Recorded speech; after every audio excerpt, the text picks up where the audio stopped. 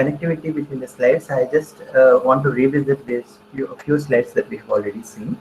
And then we'll discuss drawbacks of fully connected neural networks, that is densely connected multi-layer perceptron that we have discussed in the first session, or first two sessions.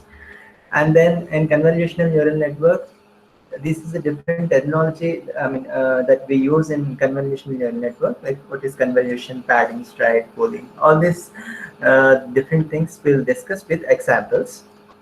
Then we'll see few of the example classic convolutional neural networks. Then we'll see applications of convolutional neural networks. All right. So as we have already seen the difference between the traditional machine learning and the deep learning. So in traditional pattern recognition models or machine learning models, they work with handcrafted features, isn't it? So we have to explicitly extract the features and we pass it to the models that we have at hand, like SVM or random forest or decision trees, different models, isn't it? And they classify it as one of the classes. If it is a regression problem, they'll predict it. All right. So we have also discussed the limitations of this. It is very tedious and costly to develop handcrafted features, and the handcrafted features are usually highly dependent on the application. So you may not know which set of features that you have to extract because they depend on the application. For that, you require domain knowledge actually to extract good set of features. Still, you're not sure whether this set of features that you have extracted are sufficient to get good performance on the model or not. It also depends on the model that you are taking. So there are a lot of dependencies between the features and the model that you take, isn't it? So it's all a tedious process, isn't it?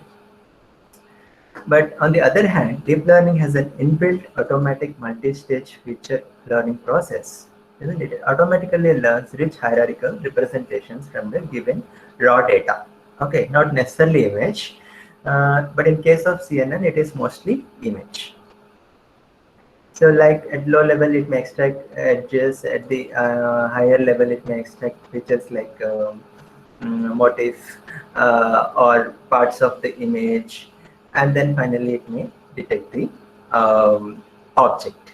Like for example, if you take face recognition problem, at the lower levels, it may detect the edges. At the intermediate level, as you proceed deep through the network, it may detect intermediate features like part of the face, like eyes or nose, mouth, something like that, ears, some part of the face. At higher level, it may detect the full face. Okay, so these are the different levels. We make it higher representations, high level representations of the data that we have at hand.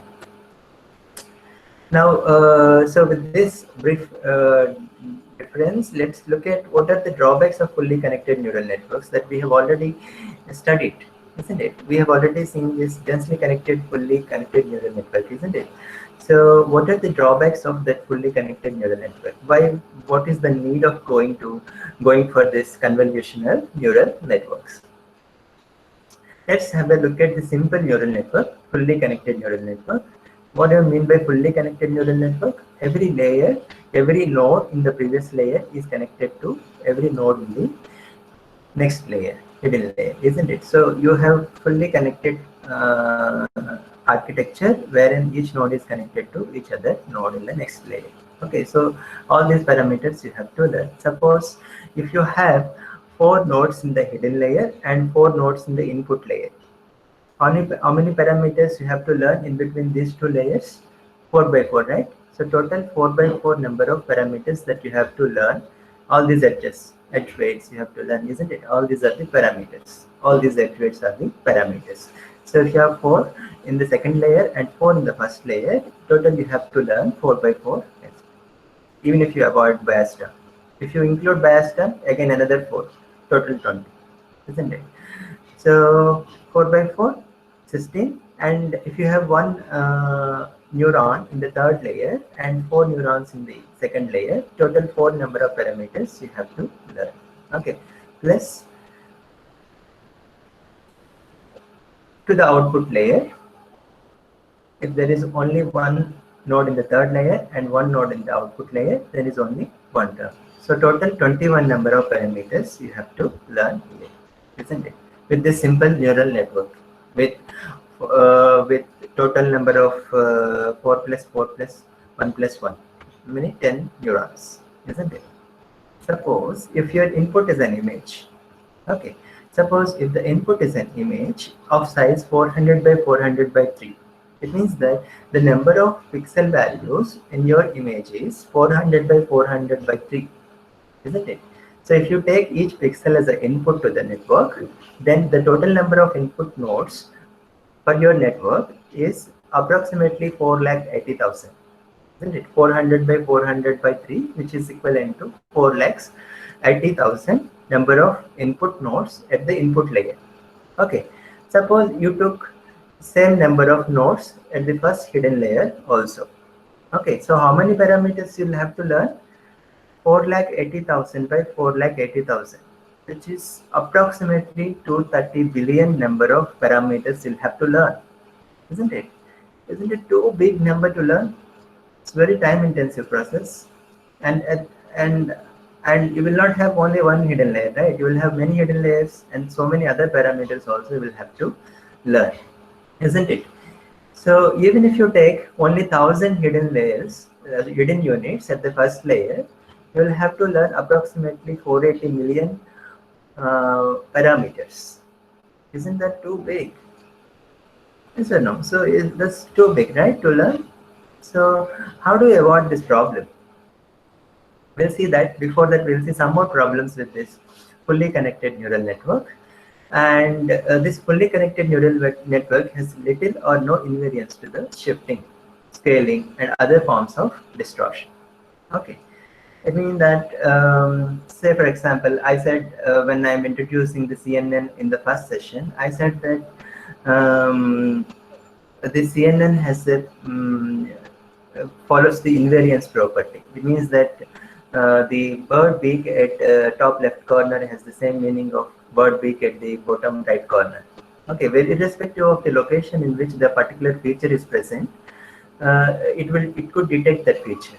Okay, whether it is a bird beak or it is a cat eye or it is a dog ear, whatever it is, irrespective of the place in which it is present, it could detect that feature, isn't it? But that invariance property is not there in case of fully connected neural network.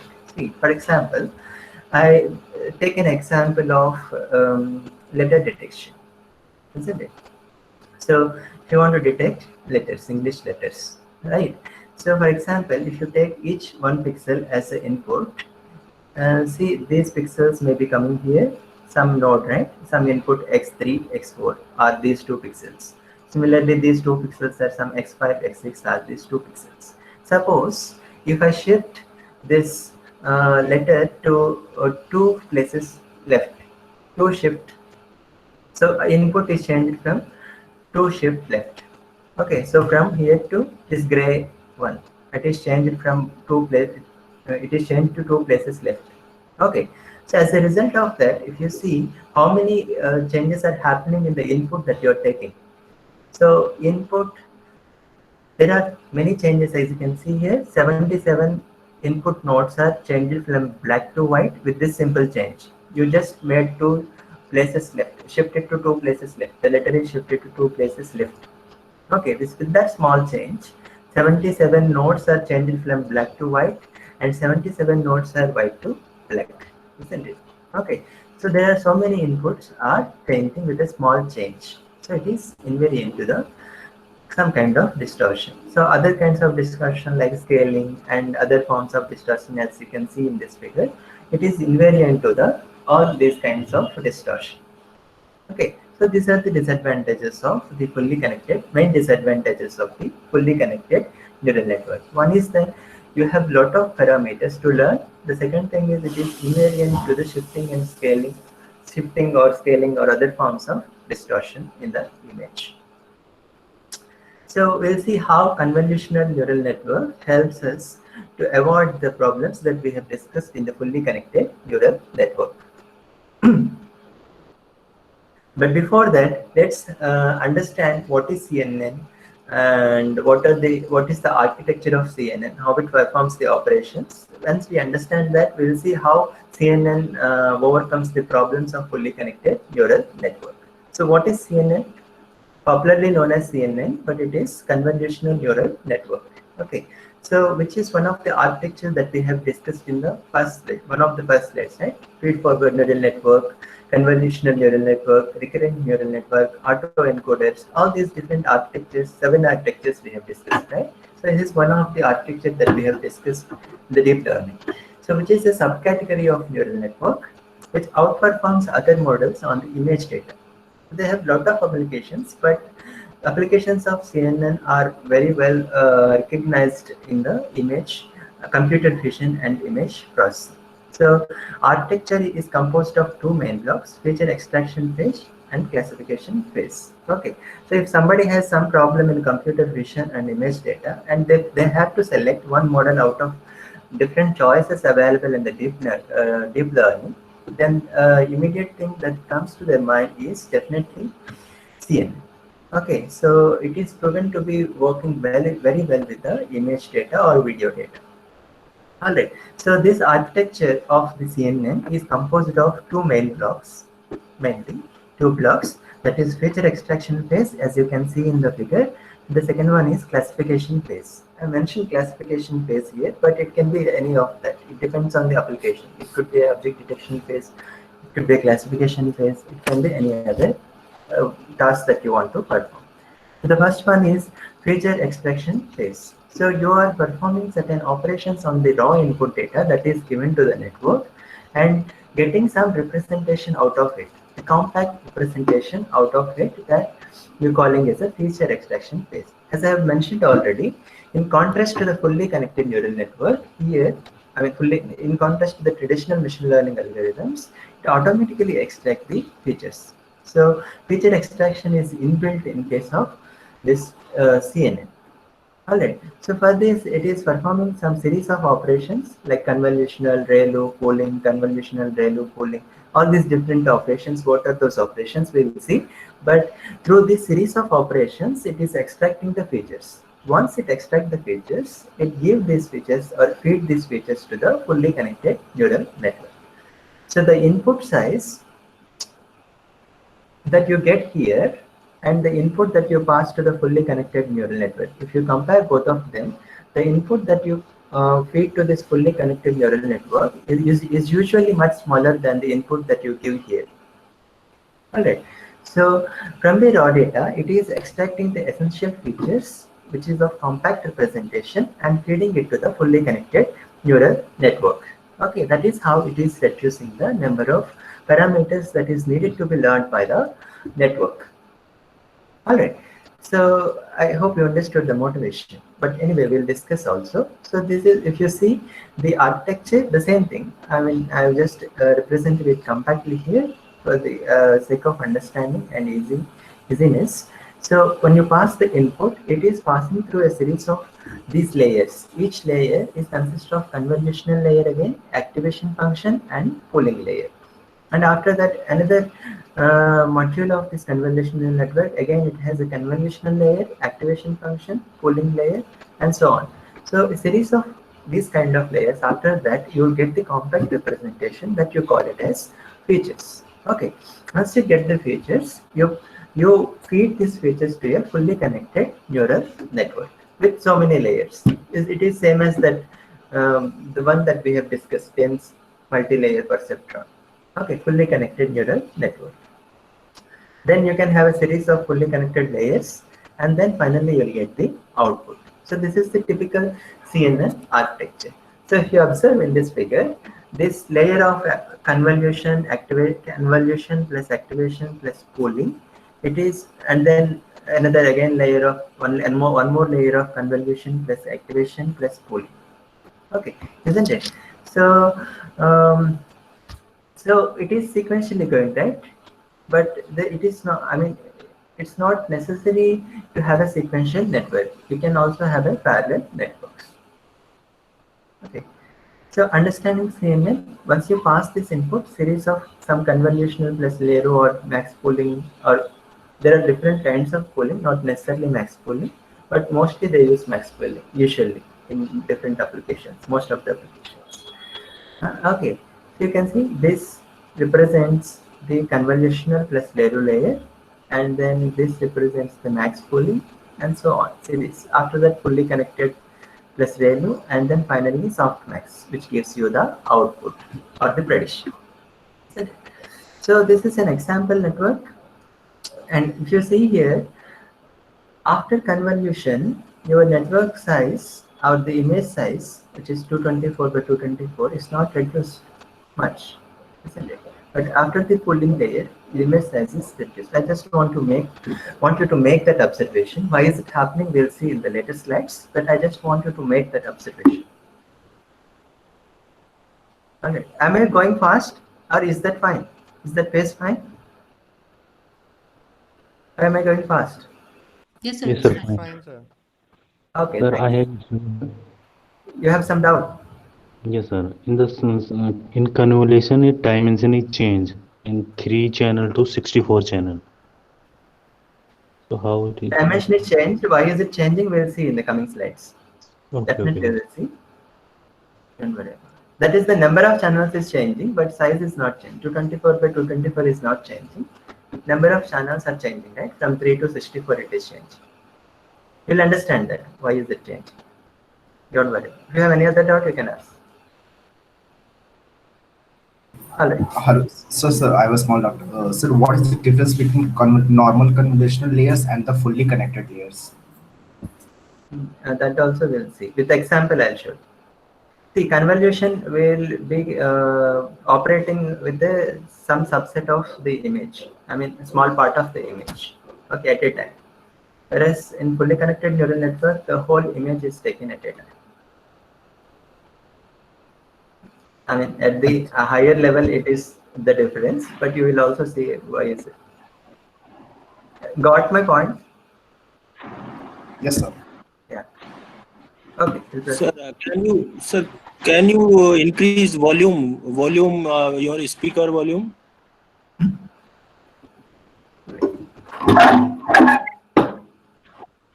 Yes. Is it fine now? Yeah, because it's Better? I'm getting low.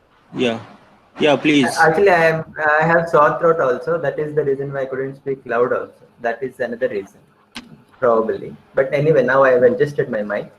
Is this fine? Yeah, thank you. Thank you, sir. Okay, Yeah, sir. no problem. Yeah. So when you apply a convolution operation on that, say for example, if you are applying some filter on the input image, okay.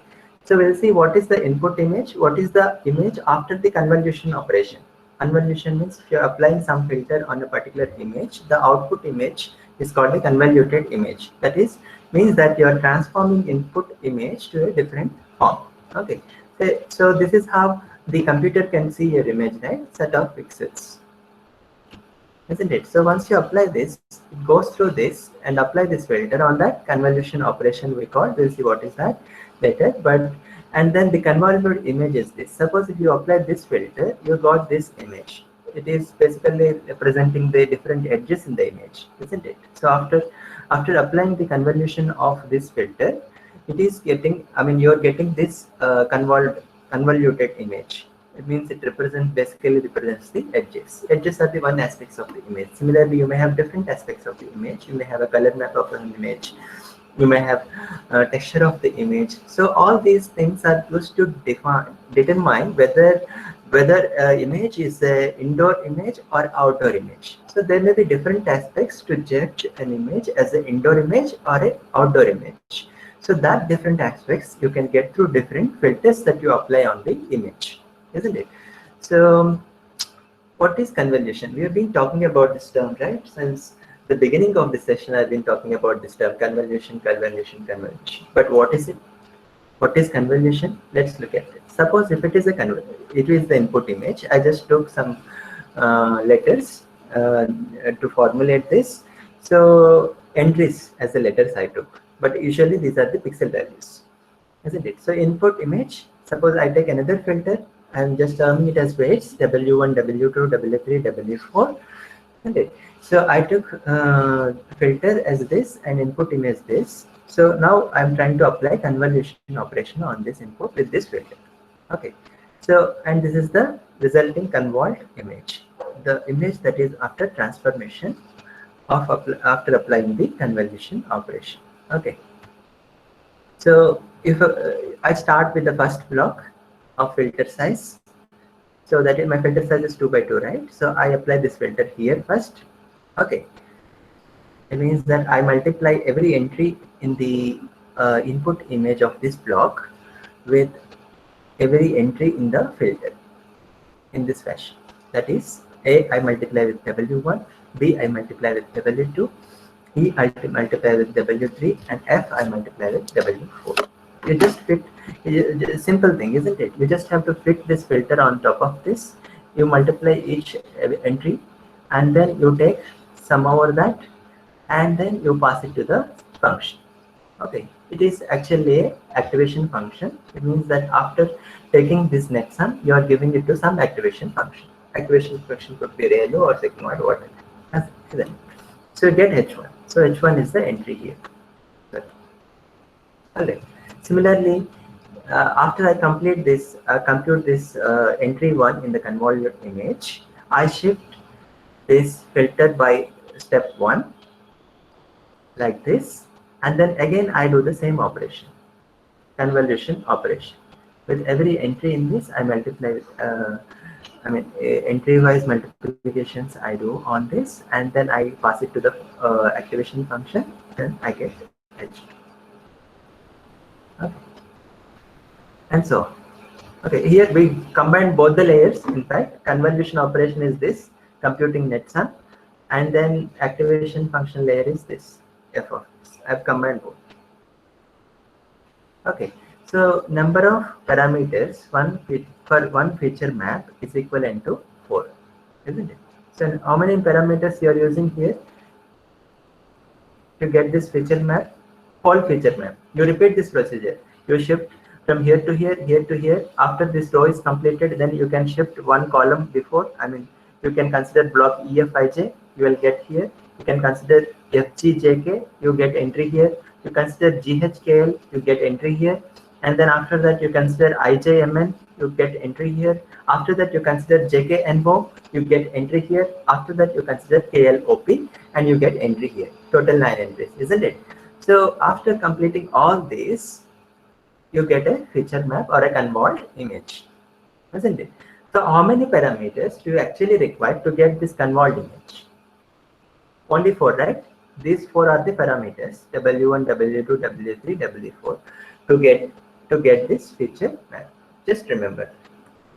Okay, and number of parameters for 100 feature map, 100 such feature maps, suppose. Okay, so this is one feature map that you have created using one filter. Suppose if you want to create a different feature maps, then suppose if you want to create 100 feature maps, something like this, then you will be using 100 filters, right? 100 filters means 100 times 4 parameters, isn't it? Total 400 parameters. Okay. So from low level to more complex features as you proceed from input image to the layer by layer. So if you apply a filter here and the input image, you get this layer 1 feature map. And after that, if you again apply again filter on this layer 1 feature map, again you will get more complex features in the next level. Okay, and I also want you to observe that one entry here is only depending on this 4, isn't it? It is not depending on the whole image, isn't it? So this is only connected to the part of the image. One entry here is only connected to the part of the image, not the whole image. Okay, I just want you to make all these observations. Okay, so in convolutional neural network, hidden units are only connected to local receptive fields. This means this is the local receptive field, not the whole image, isn't it? So why we require this convolution? Okay, fine, we understood what is convolution. We understood what is convolution, how to apply convolution operation by taking the filter. We have understood that. Okay, but why we require this? What is, let us try to understand more about this convolution operation.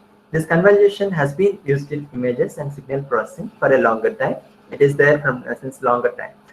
And convolution in machine learning are different than those in the image processing.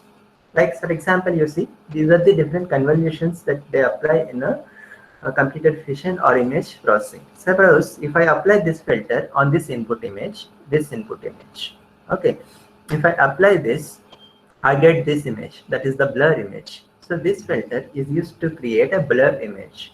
Similarly, if I apply this input filter on this, this filter on this input image, then I get this sharpened outcome. Similarly, if I apply some edge filtering filters like this, horizontal edge filters or vertical edge filters, then I get edges in the image. So essentially what it summarizes is that each filter is trying to get one aspect of the image. Okay, but how can you decide that which filter you have to select and how many filters that you have to select? And for that, it is it is coming back to the problem of problem with the fully connected neural networks, right? So for that reason, instead of using these filters, we can create our own filters by treating them as parameters. So I can treat the filter or the entries of the filter as a parameter, and I can learn the filter. So that is the basic difference between the image processing filters and the machine learning filters, convolution in machine learning. Okay, so instead of using the filters that are already exist, we can create our own as well as treat them as parameters, which the model will learn using backpropagation. So through backpropagation process, these filters will be learned automatically. Okay. Now a small question for you. I will see the chat box after this question. Convolving an input image of size 6 by 6 dimension with a 3 by 3 filter resulting dash output. What is the size of the output image? If my input size is 6 by 6 and the filter size is 3 by 3, what is the output image size? 4 cross 4. 4 plus 4. Good. Alright. So answer is 4 by 4. So if I apply, this is 6 by 6 image, and if this is my filter, this is the edge detection filter. Actually, you can see the edge is detected here, isn't it? Anyhow, so the purpose that I have mentioned is different here. So it is 6 by 6 input, and I have applied 3 by 3 here with the stride of 1. Stride of 1 means at a time I take step of 1, isn't it? So I get 4 by 4 image. You can check that. So I apply here first one entry, I get, and this another entry 2, another entry 3, another entry 4. That's all done. So 4. Similarly, if you take vertically here 1, 2, 3, and 4, isn't it? So 4 by 4. Okay. Can we generalize this? If the input size is n by n and the filter size is f by f, what will be the output size? Input size is n by n, filter size is f by f. What will be the size of the output? It is n minus f plus 1 by n minus f plus 1. You can apply on this example and see. N is 6 and f is 3, n minus f 3, 3 plus 1, 4, 4 by 4. Correct. So this is without any padding. We'll see what is padding, but whatever that we have seen so far is without padding. So without padding, if you see, if I take input size of n by n and filter size of f by f, the output image would be n minus f plus 1 times n minus f plus 1. Okay, so there are primarily two disadvantages of this without padding. So one is that if you observe from the input size to output size, it is n by n, n minus f plus 1 by n minus f plus 1. So minus f means that the size of the image is reducing or shrinking every time when you apply this convolutional operation. So every time we apply convolution operation, the size of the image shrinks. Okay. Second thing is that the pixels that are present at the corner of the image, you use less number of times during the convolution as compared to the pixels that are present at the center of the image. Okay, so hence it means that we are not focusing much on the corners of the image. Say for example, if you have some important features at the corner of the image. Say for example, bird beak is present at the corner of the image. You may not be giving good attention to that model, isn't it? Sorry, good attention to that feature, beak. All right.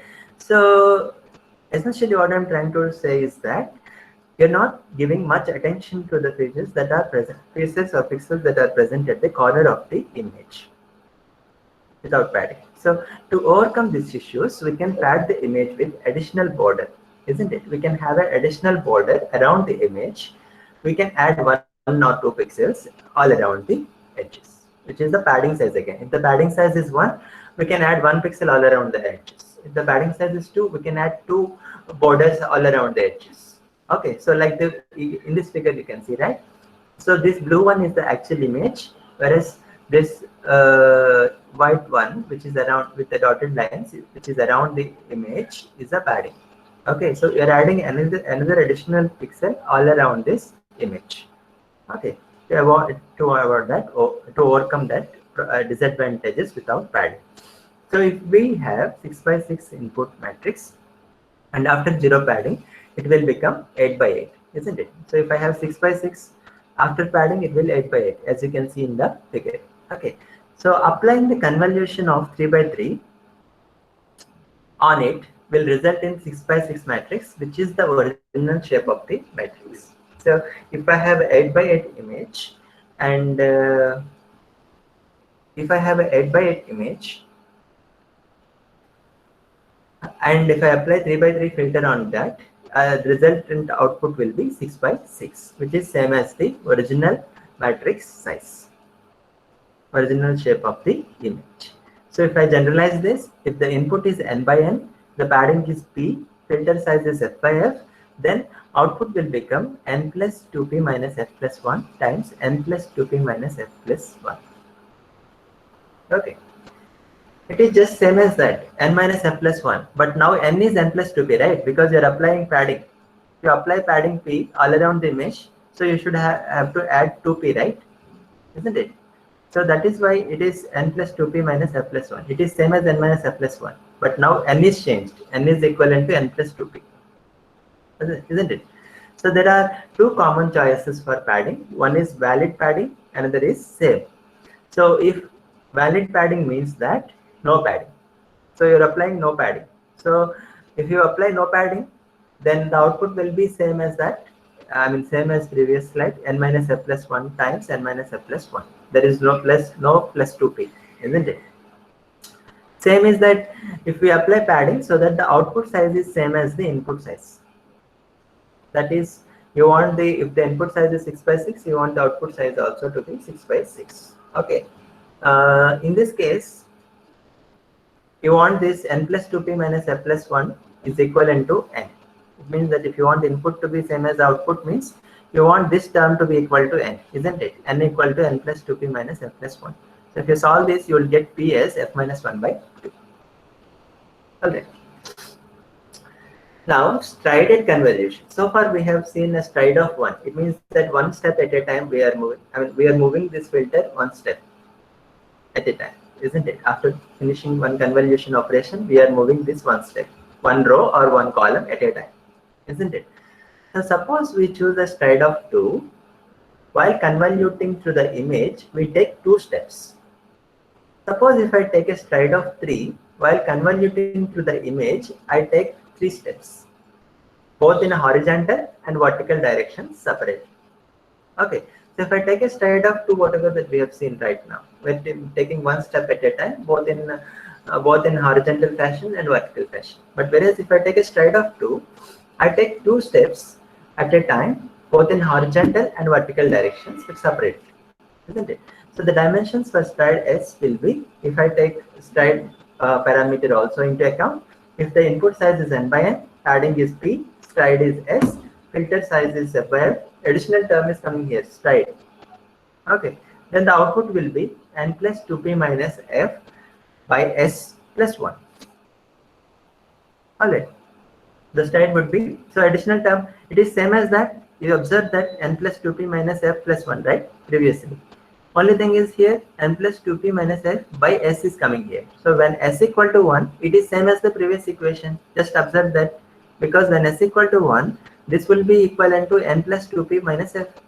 Okay, so the whole term is equivalent to n plus 2p minus f plus 1. Correct. So which is equivalent to that when s equal to 1. Okay. So why we require this stride? Different strides. This stride helps to reduce the size of the image, particularly useful feature. Correct. All right. Now let's have a look at convolution over volumes. Okay. Suppose instead of 2D image, we have a 3D input image. Possible, right? If I take color image which has 3 channels, right? Red, green, blue, 3 channels, which is actually 3D. Correct. If I take grayscale image or a black and white image which has got only 2 dimensions, but if I take color image, it will be of 3 dimensions because I have 3 channels, red, green, blue. So suppose instead of 2D image, we have a 3D image. How will you apply the convolution operations on that image? Solution for this is, instead of taking 2D filter now, we'll take 3D filter. Simple, right? Simple extension, isn't it? Instead of taking 2D image, we take 3D filter, and we take multiplications all over this 3D volume and add them up, isn't it? For example, you see this block. Filter of size 4 by 4 by 3 is applied here. Means what? At a time, it is making how many multiplications? How many multiplications? 4 by 4 by 3. Isn't it? 16 by 3, 48 multiplications, and then adding them together for one convolution operation. For one entry here, you are making how many multiplications? 4 by 4 by 3. Isn't it? So 4 by 4 by 3 multiplications you are doing, and then adding them together, you are getting one entry here, and then you are shifting it by one row or one column, and then again you get another entry, and so on. At the end of this operation, for one filter, you get one dimension, isn't it? So this one, whatever just now, whatever you have seen, for one filter, you are getting one 2-dimensional matrix, isn't it? Similarly, if you apply a different filter, W2, you get another layer, and like that, if you apply 10 filters, you get 10 different layers. Means that 10 different channels you are getting. Okay, I think this answers the question of that why we have different number of filters, isn't it? Earlier we have seen 264 by 264 by 3 in the first layer, and in the second layer 264 by 264 by some number, isn't it? So the number of channels are different, isn't it? So the number of channels depends on the number of filters that you apply. So if you apply one filter, there will be one channel. If you apply 2 filters, 2 channels. If you apply n number of filters, it would be n number of channels. Okay. So the dimension in the figure represents the height, width, and the channels in the filter, isn't it? So keep in mind that this one, 4 is the height, 4 is the width, 3 is the number of channels. That's what it is saying. Keep in mind that the number of channels in the input and filter should be same. Okay, number of channels here in the input is 3, and number of channels in the filter also 3. Filter size is 4 by 4 by 3. 3 represents the number of channels. Correct. So the number of channels in the input and the filter should be same.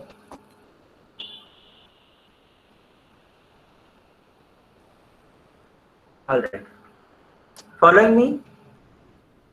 Because I don't have any mobile or something. Even if I disconnected from this, there is no way to connect to me.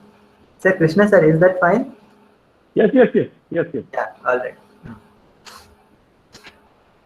So now, yeah, it is example of convolution over volume. Say for example, if you have 3 channels separately represented here, this is the first channel, first layer, second layer, third layer.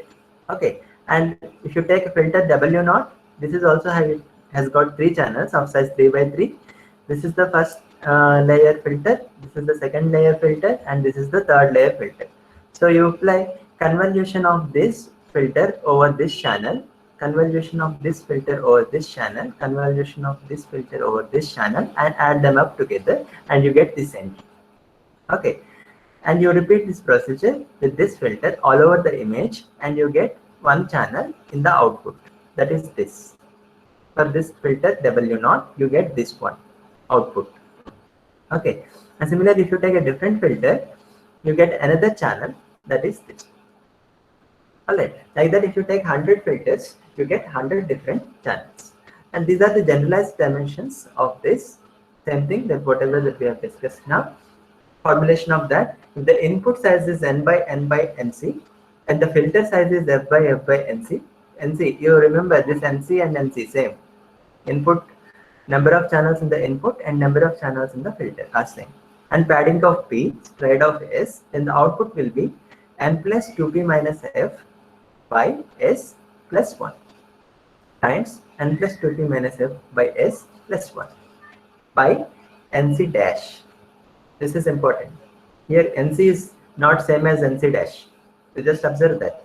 nc is the number of channels in the input, and nc dash is the number of filters that you apply. How many channels that you are getting in the output? As many number of filters as you apply, right? So this nc dash is depending on the number of channels, number of filters. Alright. So now let's look at one layer of convolution network. We have seen what is convolution, pooling, sliding, all these different notations. This is all to introduce the terminology to you. But what is one layer of convolution network? We are convolving over the entire image using the filter, adding bias term to the convolution outputs, whatever the convolution outputs that we get, and we apply activation function to the generated activations and generate activations. Okay, it is same as that. Same as theta transpose x, isn't it? Or wx plus b. We are doing wx plus b, but the weights here are coming from the filter. That is the only difference. So we are convolving over the image and adding bias term and then giving that entry to activation function. This is one layer of convolution network. Now the question for you is, if the input size is 6 by 6 by 3 and the filter size is 3 by 3 by 3, and suppose you have 10 filters, not one filter, 10 filters, what will be the number of parameters in the layer? How many parameters we'll have to calculate? We'll have to learn. I'll wait for 1 minute. Just calculate. If the input size is 6 by 6 by 3 and the filter size is 3 by 3 by 3 and we have 10 filters. And procedure is this. We are convolving over the entire image using a filter, adding bias term to the convolution output and giving it to the activation function. This is one layer of convolution. Now the question is, if the input size is 6 by 6 by 3 and filter size is 3 by 3 by 3, suppose we have 10 filters, and what will be the number of parameters in the layer? 160. 160. How did you get that? 4 cross rows is the output matrix and the filter size is 10 cross and then 10. Number of parameters are what? Parameters are the ones that are present in the filter, right?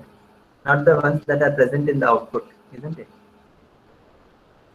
Yes or no? Okay.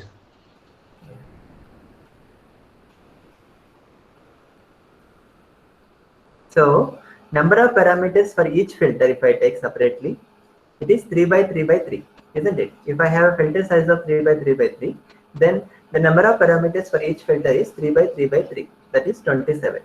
If I add bias term, then is plus 1, means 28 number of parameters per filter. Okay, how many filters I am saying? 10 filters. It means that 10 times 28, which is equivalent to 280. Okay, isn't it? If you observe here, even if I take input size of 100 by 100 by 3 or 1000 by 1000 by 3, will there be any change in the number of parameters? No, right? Because the number of parameters are only depending on the filter size and the number of filters, not on the input size, isn't it? Isn't it amazing? Yes, oh, sorry. Clearly, the number of parameters in case of convolution neural network is depending on the size of the image, is not depending on the size of the image. Okay. It means that it is independent of the size of the image. So it essentially depends on the filter size. No matter how big the image is, the parameter only depends on the filter size. It is awesome, isn't it? Because irrespective of the size of the image that you take, the number of parameters that you have to learn is depending on just filter size. So you're free to take any size of any input size, isn't it? Because the number of parameters that you have to learn is very small here. That depends on the filter size. So this is a simple convolution neural network example, which is of sequential. So here FL represents the filter size at layer L, PL represents the padding at layer L, SL represents the stride at layer L, and NCL represents the number of filters. Suppose my input size is 39 by 39 by 3, and I apply a filter of 3 by 3 and 3 by 3 by 3, because number of channels is 3, right? So SL, it means the stride is 1 and padding is 0, no padding, and 10 filters. What would be the output size? It would be 37 by 37 by 10, right? This 10 is coming from the number of filters, isn't it? 10 is the number of filters, correct or not? So 10 is coming from number of filters, and this 37 by 37 is by using that formula of n plus 2p minus f by s plus 1. P is 0, so n minus f, which is equivalent to 36, by s, it is 1, so 36 plus 1, 37. Similarly, you may have another layer with the different filters, stride and all, and then so on. Finally, you are giving this to convolutional, sorry, fully connected layer. Alright, it's a simple convolutional neural network. It's not necessary to have sequential networks always. You can also have parallel layers of convolutions, like in this case, from one layer to another layer. You can parallelly apply the convolution operation. Here 1 by 1 convolution is applied, then 3 by 3 convolution applied, so on, isn't it? So convolutions are applied parallelly, and then resultant is tagged together by concatenating them. This is also possibility. Okay, if you're parallelly doing something, that is parallel CNN. Earlier case is the sequential CNN.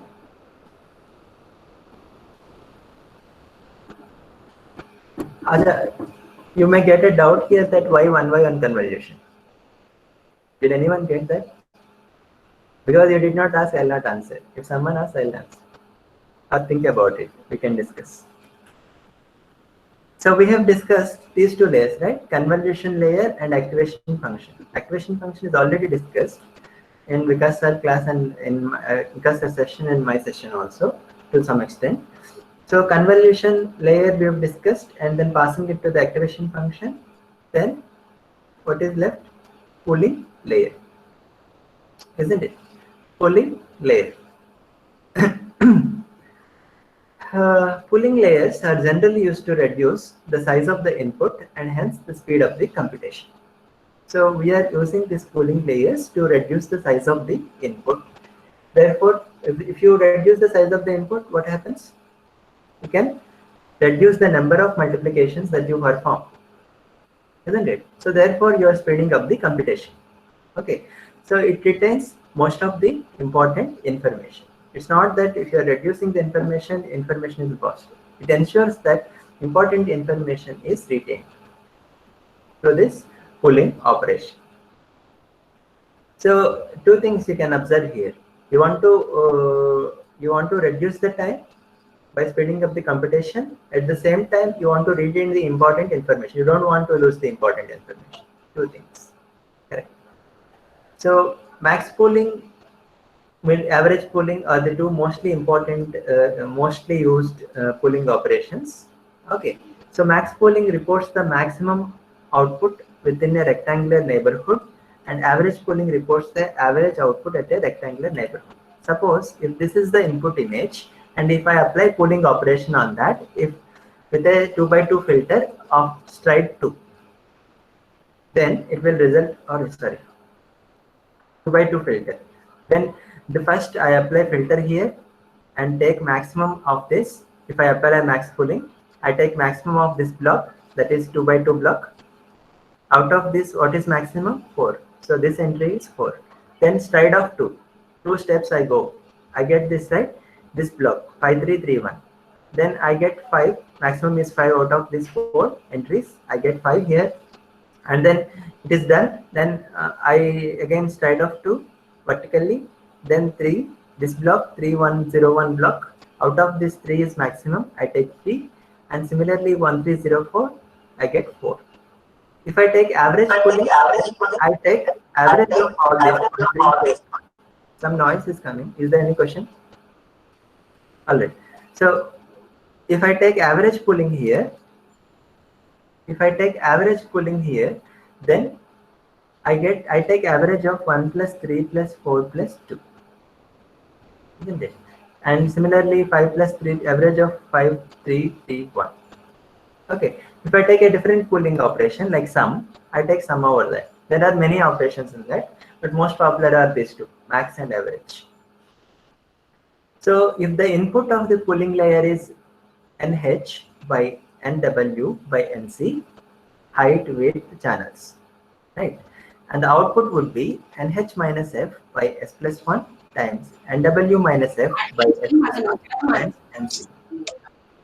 Any doubt, madam? Alright, if you observe one thing here, the number of channels are not changing from pooling layer after the pooling operation, isn't it? Because if you have multiple channels, you apply pooling. Will it reduce the time complexity? Sorry, madam. Sorry, madam. I'm here. Is there any question, or it's just a noise? Sir, if we convert kill image, will it affect anything? Hello? Yes, I'm listening. Yes, sir. Sir, there's a question. If we convert that image into grayscale image, will it reduce the time complexity, or will it also degrade the performance? It depends on the applications. Definitely, you will be losing. So it is not necessary to convert? Not always. Say, for example, if you want to just detect okay, maybe color image may not be appropriate. Okay, but then if you like the example that we have seen, indoor or outdoor, maybe color mapping is also important to decide whether it is an input image or output image. So it depends on the applications, and most of the applications they convert the color image to grayscale image. Is that clear? Yes, sir. Because you didn't convert that image when you were doing convolution. There are Okay. applications where color image makes sense. You were showing the example where the edge was detected, right? So when we are detecting edge, so that time color image was not required. So that is the reason I had that question. But there may be different aspects of that image. Yes, sir. That can be captured only through. Okay.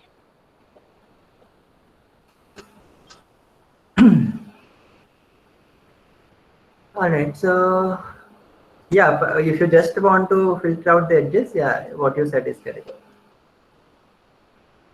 All right. If you observe here, the number of channels after the pooling layer remains same. Number of channels of the input and the output, isn't it? MC and NC, because this pooling operation is applied individually on different layers or the channels. Unlike in the case of convolution.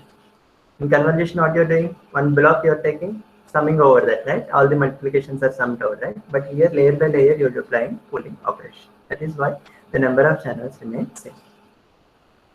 So this is an example, simple example. You take 32 by 32 by 3.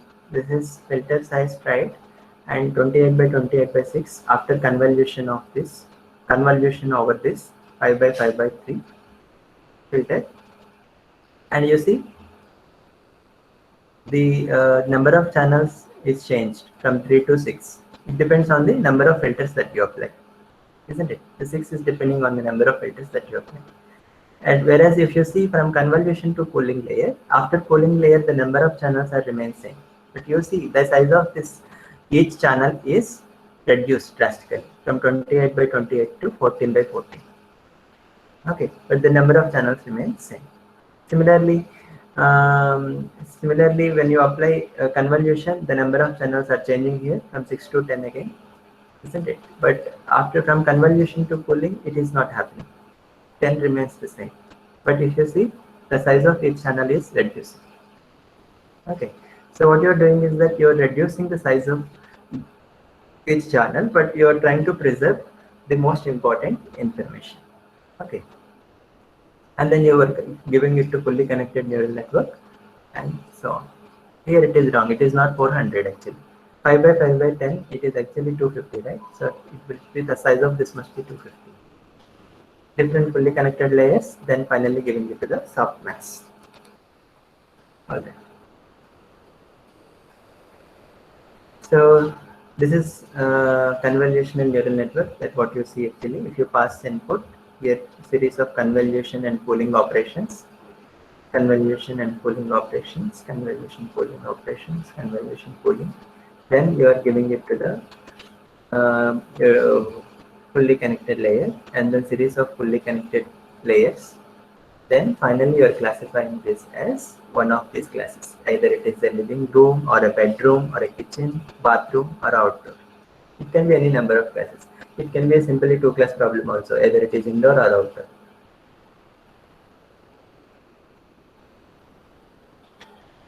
But now the question is, why we require this convolution? We've been talking about this since 1 hour almost.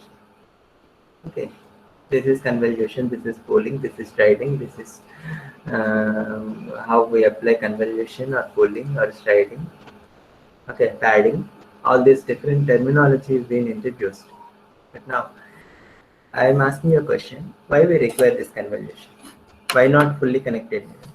Why you have to do all these operations of convolution, pooling, all this? Two major advantages of this over fully connected layers is that one is parameter sharing and the second one is sparsity of connections. Say for example, if you have a fully connected layer from this layer to this layer, if you assume this is one layer which is of size 32 by 32 by 3. Okay, unroll it and take it as one layer 32 by 32 by 3. Okay, and another layer which is of size, number of units in this layer are 28 by 28 by 6. Imagine if you have a fully connected layer between these two layers. Okay, fully connected network between these two layers. How many parameters will you have to learn?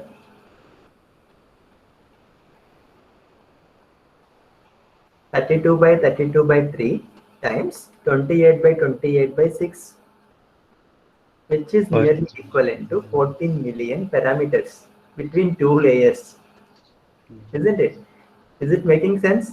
It's making no sense, right? So how many parameters if we use convolution layer with a filter size of 5 by 5 by 3 and stride of 1? How many do they require? Which is equivalent to 5 by, I'm sorry, this is 5 by 5 by 3, not just 5 by 5, because it is 3-dimensional. No? 5 by 5 by 3 plus 1 times 6. 5 by 5 by 3 is equivalent to 75 plus 1, 76 times 6, which is 456. Okay, not 156, 456 parameters. But it is much smaller than 14 million, no? Isn't it? So from, if you see fully connected neural network, you're required to learn 14 million parameters, whereas if you take the convolution layer, it is just 456 parameters, isn't it? So in convolution, we share the parameters while convolving through the input. We share the parameters while convolving through the input. The intuition behind this is that a feature detector which is helpful in one part of the image is probably also useful in another part of the image. For example, feature detector, suppose you want to detect a feature called beak of a bird or an ear of a dog, tail of a dog, whatever. This is the feature that you want to detect. It can be anywhere in the image, right? Correct. So if this feature detector is helpful in one part of the image, probably it will also be useful in another part of the image. Correct. So which actually preserves spatial invariance property. So this is what we have discussed, right? So fully connected neural networks doesn't have the spatial invariance property, whereas CNN has this spatial invariance property. So a single filter is convolved over the entire input, hence the parameters are shared. Okay, you're using the same filter throughout the image, isn't it? It means the same parameters you're using throughout the image. Sorry. So hence the parameters are shared. So parameter sharing is happening. Right. Second advantage is that the sparsity of connections. It's not that each layer is connected to each output value. I mean, each input value is connected to each output value. So for each layer, each output value depends on the small number of inputs instead of taking all the inputs into the account, isn't it? So one entry you are getting through very few entries, isn't it? But not whole image. Whereas if you take fully connected network, it depends on all the entries in the image. Correct. So here sparsity of connections are there. So these are the two main advantages of convolutional neural network over the fully connected neural network. These are the few, we'll look at few classic examples of this convolutional neural network. Just to give you idea about it. This is the LeNet, mostly used for the digit recognition or character recognition. The number of parameters are MNIST dataset. sorry. Okay, so layer flow, you see convolution, then subsampling means pooling. Pooling. This means 6 at the rate 68 by 68. Sorry, 28 by 28 means 28 by 28 by 6. 6 number of channels. Here also 6 number of channels. 16 number of channels. This is the architecture of this LeNet. So activation functions are there: sigmoid or tanh and rel. And this is the series of layers that they have: convolution, then pooling, then convolution, then pooling, fully connected, fully linked out. Okay. They take black and white images. Input for this is black and white, 32 by 32. And AlexNet, parameters that you need to learn are 60 million. Activation function that they use is ReLU, and it can take RGB images. And this can be extended to this RGB image. It's not that it cannot extend, but usually that initial architecture I am talking about. It is also similar to that series of pooling and convolution operations, but the number of layers is increased here, and the number of parameters here are 60 million. Here is the VGG system for object detection. Mostly they use this. And these are the series of layers that we have: convolution, max pooling, fully connected, plus ReLU, all these series of operations that we have seen. You can see here, right? Total number of parameters of this network are 138. But there are many other networks like ImageNet, InceptionNet, ResNet, like that. Many others are there. So ResNet, ResNet XT, DenseNet. So many other models are there, and exploring all of them is beyond the scope of this session. And there are different applications like image classification, and this can be used in search engines or recommender systems, whether this particular to which image that we have to show to the user in recommender systems, and in social media, face recognition systems. This can be used in social media or entertainment media, security purposes, can be used like face recognition and optical character recognition, and where applications of optical character recognition in banking, insurance, document digitization, and medical image computing, like what is the risk associated with a particular scan, or say for example you took X-ray of that, you can analyze that X-ray using the CNNs and say that there is a cancer here or no cancer here, or there is an anomaly here, no anomaly here. If there is an anomaly, what is the risk factor? If the size of the tumor is too big, then there is a big risk in this. All these different things you can analyze by analyzing the medical images. Okay, isn't it? And there are many other applications of this CNN. It has got applications in almost every domain. These are the different references that I follow. Thank you very much. If you have any questions, I will take.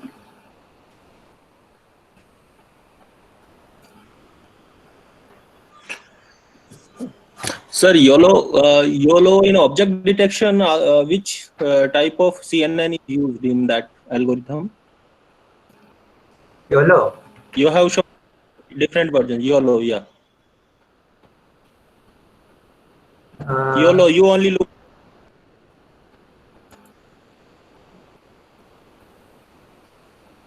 Which network used in YOLO?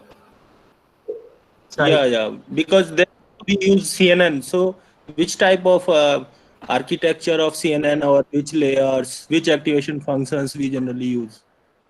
I think YOLO has a separate architecture, not the ones that I have shown. Yeah. So, among these architectures, you described about. And you need so not follow which the one? same architectures. You can have your own architecture also. It's not that you have to follow from these architectures. These are one of the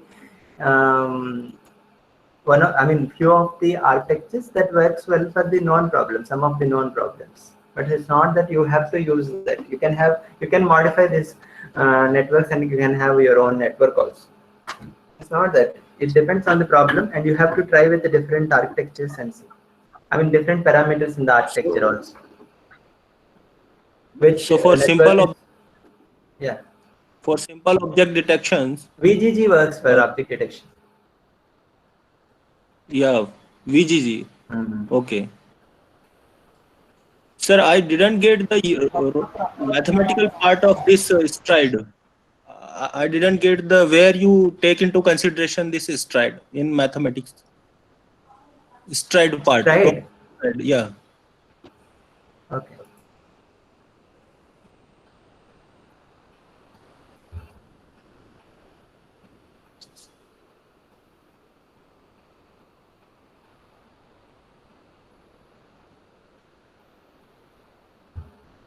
All right. So this is the slide that you did not get, right? Yeah. Isn't it? Yeah. So say for example, here we have a stride of one. Yes, I'll explain that. Yeah. This is stride of one, right? At a time, one step you're going, right? Okay. At a time, one step you're going, right? Isn't it? So when you take at a time one step, how many movements that you make in this figure? 6 minus 3 plus 1, isn't it? If your filter size is 3, then your input size is 6, then 6 minus 3 plus 1, isn't it? 4 movements that you make. Correct? Okay. If you take one step at a time, isn't it? But if you take 2 steps at a time, then which is n minus f plus 1 by s, isn't it? Sorry, n minus f by s. Okay, forget about padding for now. N minus f by s, isn't it? N minus f, n is here what? 6. Minus f is what? 3, isn't it? By s. Stride size. Okay, plus 1 you are adding that. That's all you are doing. So you will, if you have stride 1, you are making 3 movements or 4 movements. If you have stride 2, you will make less movements, right? That less number of movements is calculated by using this formula, n plus 2p minus f by s. If you have size 1, stride 1, it is just n plus 2p minus f. If stride 2, then n plus 2p minus f by 2. Got it? Okay. Yes. Hello. Yes.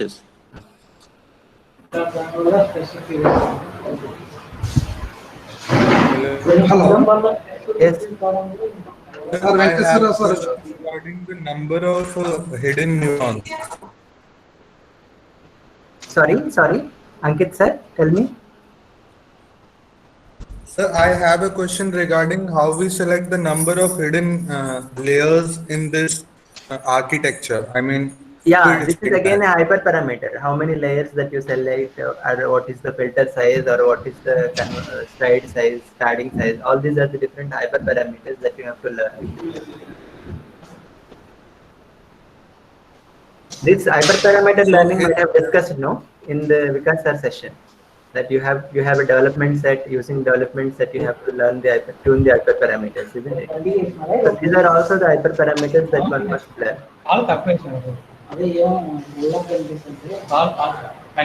Ankit, is that clear? Ankit sir. So is there any general way to decide, like for feature detection of object detection, we need a certain That's amount what of there are. hidden layers in? Yeah, there are few networks which are proved to be works well with a particular problem that you have to explore actually. Like I have shown you, right? One LeNet which works very well for the digit recognition.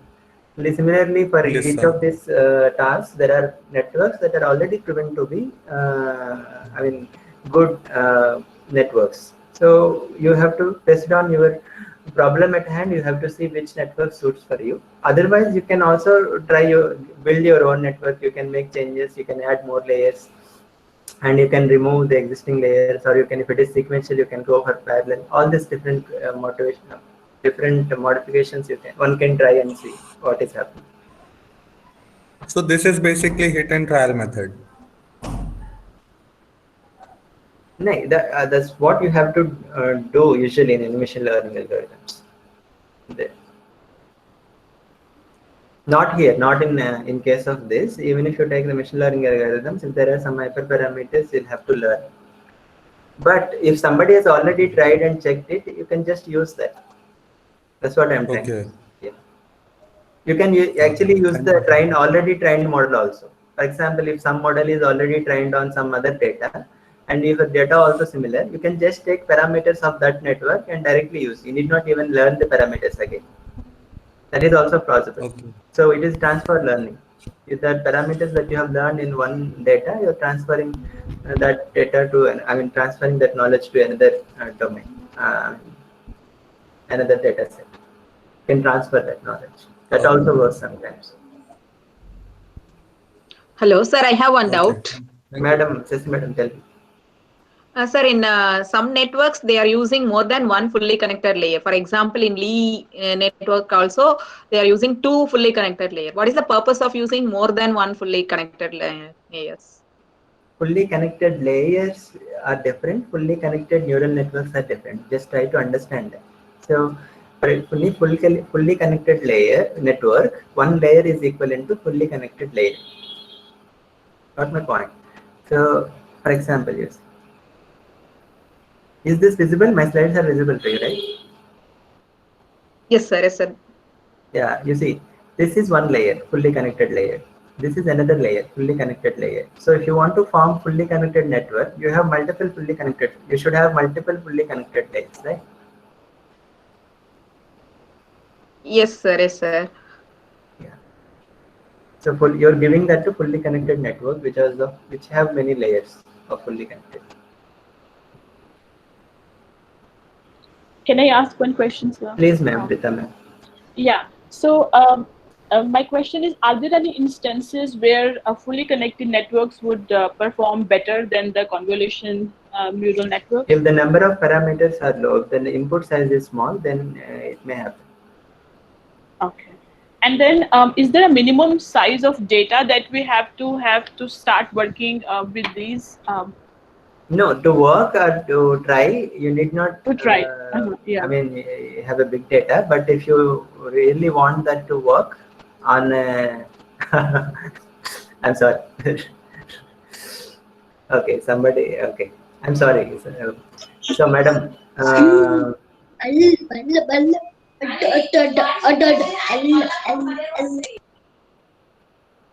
All right, madam. I forgot your question also because somebody. Yeah, my question was that is there a minimum size? Yeah, of minimum the is data not required. If you want to just try it, but if you want to really work on it, if you really want the network to work, you should have a really big data. But if you just want to practice, there is no restriction on the size of. Okay. So and when as we the size of the data increases, the performance of this deep neural network increases. That's what we have seen, right? Okay. But yeah. Okay, and then just a parallel question to that. So sometimes when we use CNNs, as we move from one layer to other layers, the number of parameters are going to decrease. So can we like use a hybrid approach where in initial layers we use CNN and then in following layers we use fully connected layers? That's what we are doing now. Initial layers we are using convolutional series of convolutional polling layers. Then finally we are giving it to fully connected layer.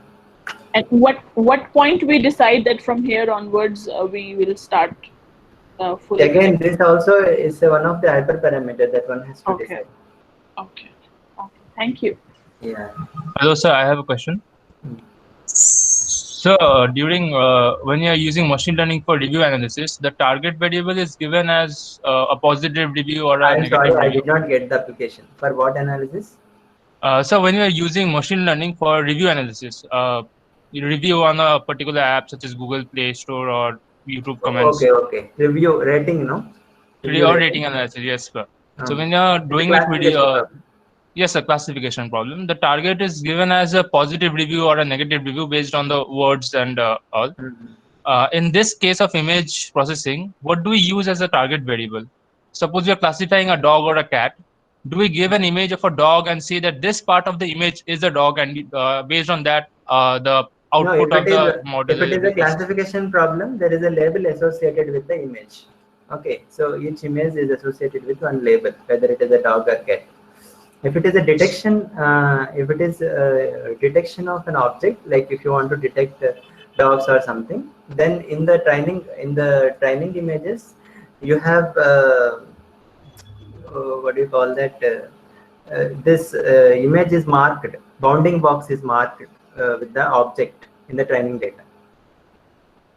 Okay, so I have to mark the table or mark the dog in the image when I'm giving the input to the data. Yes, you have to mark for the training images, for the testing images.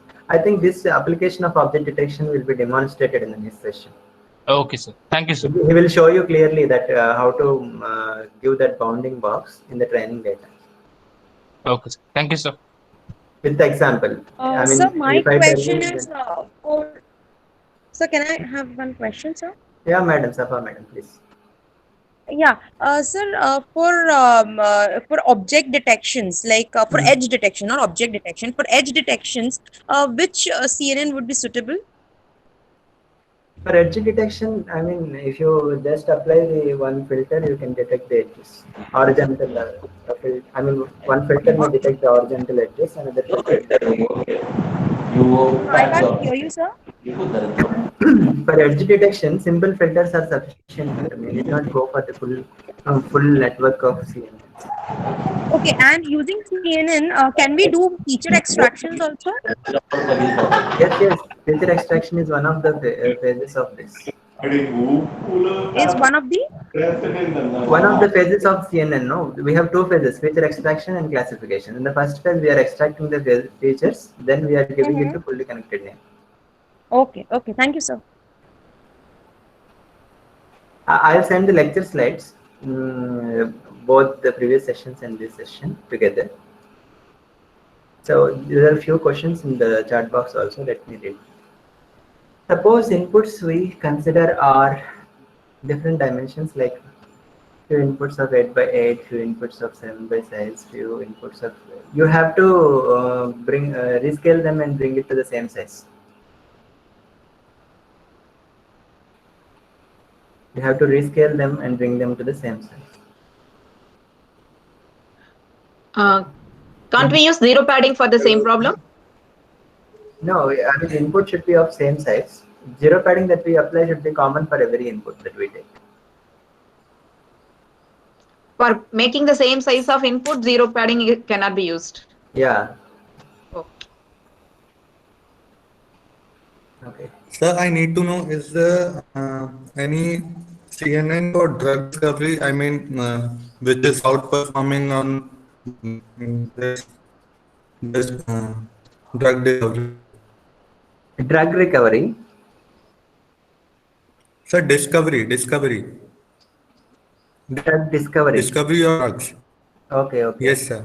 No, I mean, not specifically. I have no idea about that application because I didn't work on that. area. So maybe you can ask the next speaker. Has a lot of experience in this applications, hands-on. And he has worked on different applications. I didn't work on multiple applications. Probably you can ask him. Okay. I have no idea. Okay. Thank you, sir. Dr. Venkateshwar, can you also share the code that you were showing? Yes, yes, initially in I'll the share all video? the relevant materials that I. Thank you so much.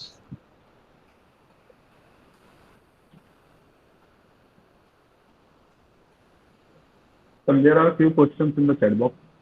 Okay.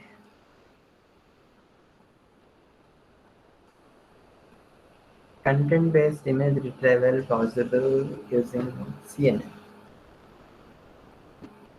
Yeah, possible. How is it related to transfer learning? Multiple ways you can actually use this in transfer learning. That as I have already mentioned, one of the things is that the parameters that you have learned with one particular data can be used with a different data. Okay, without retraining the model again. Okay, so you just, it shares the, I mean, it means that the representations that you got from one domain can be transferred to a different domain, isn't it? So you need not retrain it. So, isn't it? So that is how it is related to the transfer learning. And you can directly use it in transfer learning also. I mean, the information from one domain can be, the representations that you get from one domain can be directly transferred to another domain without returning the whole network again. You can just modify the last layer, other parameters, keeping other parameters remain same. You can just modify the few layers. So yeah. How do we get some research problem in this domain? You have to identify it. There are many open questions also you can go through. This research problem in this domain means that, I mean, core idea, it's like in the deep learning, if you take it, is again maybe probable changing the number of parameters or changing the network structure or introducing some other like encoder decoders kind of architectures into the network. All these different research in the core. But if you take the applications, it has got applications in almost every domain. You just have to identify how you make the data that you have it suitable for this deep learning. That is only the conversion that you require. Once you get that conversion, you can try with the different hyperparameters and parameters, see whether it is working or not. So if you are just talking about the applications in your domain, then you can try to see how to convert your data to the form that is required by the model.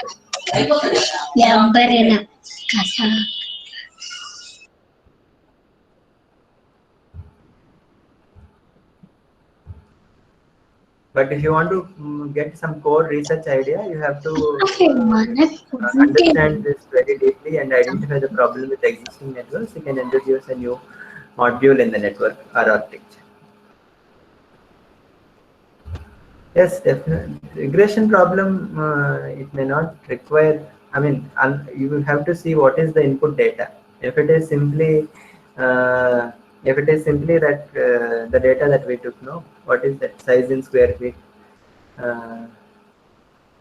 number of bedrooms, number of bathrooms, number of floors. If it is just something like that, CNN is not really required actually. So if it is like, if the input image is, I mean, input is a image and all, you can actually use CNN for regression problem.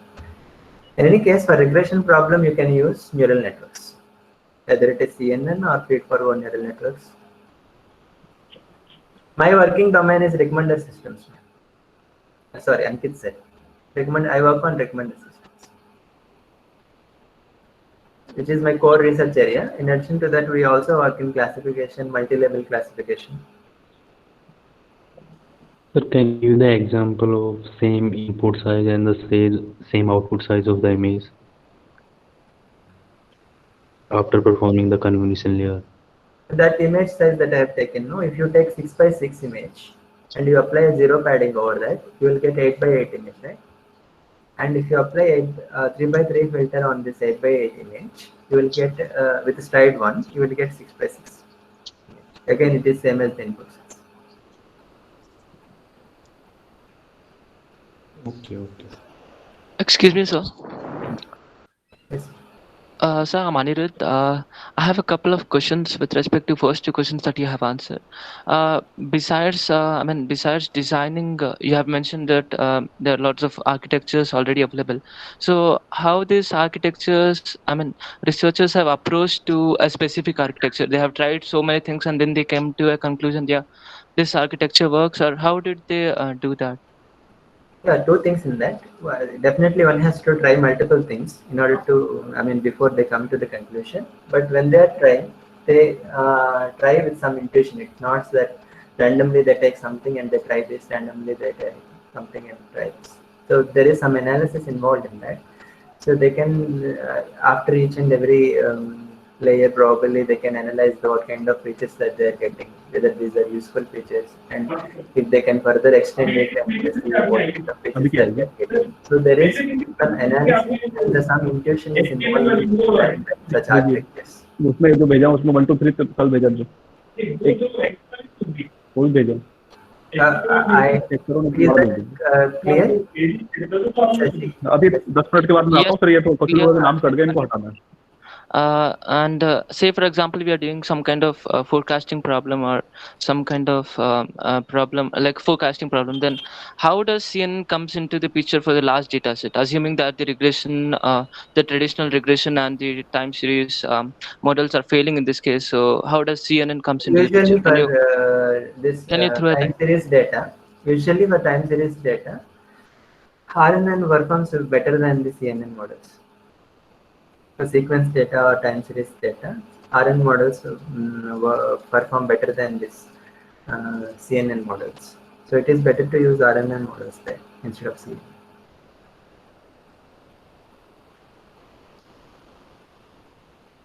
Is that clear or any other doubt? No, sir. Thank you. Impact of GPU computing on applications of CNN to image processing. Yeah, it is very much essential. Earlier, because we don't have GPUs, we couldn't venture to think of this neural networks, right? So, because the invention of GPUs made it made it possible.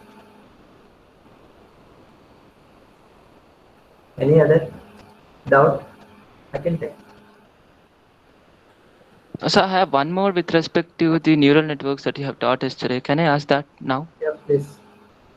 Sir, with respect to an imbalanced data, assuming that one class is highly skewed than the other, so how does, assuming that the machine learning models are failing there, so what could be an appropriate way to approach the imbalance problem? See, the solutions that you provided by the machine learning algorithms are again applicable here for this imbalanced kind of data. Like whether you could use sampling, or you can generate a new data wherever you have this less number of instances. For example, you take CNN. If you have a very few instances, then you can shift this image to, you can make the mirror of the image, or you can take part of the image, shift that either or there. All these different instances you can generate from a single image, right? So you can improve and increase the data through that process, and therefore you can avoid the imbalance.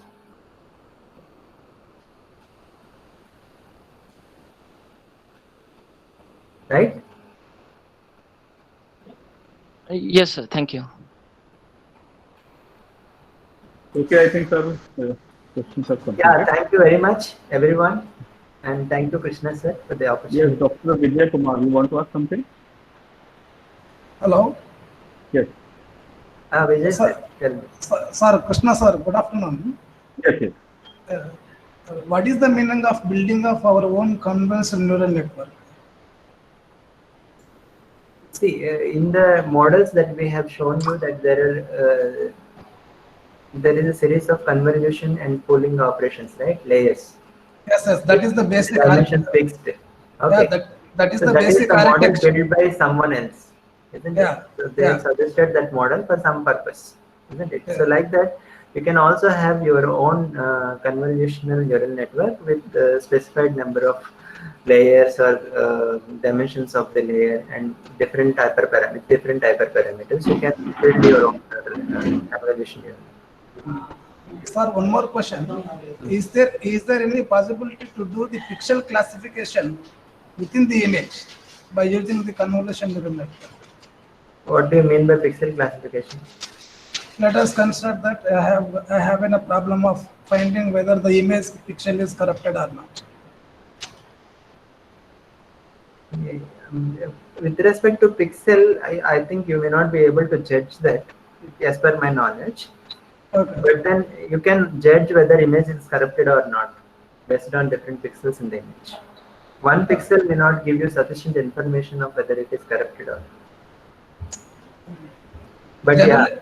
But you can actually say whether image is corrupted or not based on the different pixels in the image.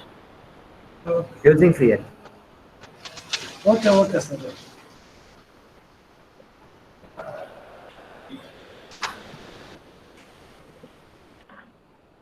Okay, so thank you, Venkat sir, for your wonderful lecture. Hope all the participants have enjoyed. Hope so. Oh, thank you very much. Thanks a lot. Thank you, everyone. Yes. So it is requested to participants, please submit the feedback form if you have not submitted earlier, because we are also using the feedback form as an attendance. The next session will be start after 15 minutes.